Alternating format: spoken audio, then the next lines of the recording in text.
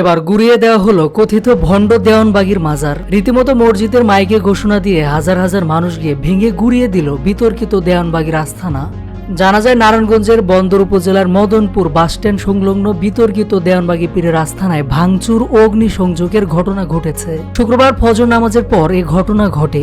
এ নিয়ে এলাকায় থমথমে অবস্থা বিরাজ করছে। জানা যায় মাজার ভাঙার জন্য প্রথমে দেওয়ানবাগীর প্রধান দরজা ভেঙে ভিতরে প্রবেশ করে উৎসুক জনতা। এরপর ধ্বংসলীলা চালিয়ে আগুন ধরিয়ে দেওয়া হয় বিতর্কিত এই মাজারে, যার ফলে মুহূর্তে শেষ হয়ে গেল এই দেওয়ানবাগীর মাজার।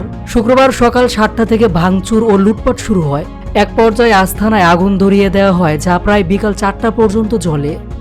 আলোচিত সমালোচিত ছিল দেওয়ানবাগী। এমন অভিযোগ রয়েছে তার বিরুদ্ধে, তিনি নিজেকে নবী দাবি করেছিলেন। এছাড়া তার মাজারে অসামাজিক কর্মকাণ্ড হতো বলে অভিযোগ রয়েছে। এর আগে 2020 সালের 28 ডিসেম্বর 70 বছর বয়সে দেওয়ানবাগী দরবার শরীফের এই প্রতিষ্ঠাতা সৈয়দ মাহবুবে খোদা মারা যান। তবে তার মৃত্যুর পরও তার অনুসারীরা তার মাজার শরীফ চালাতো।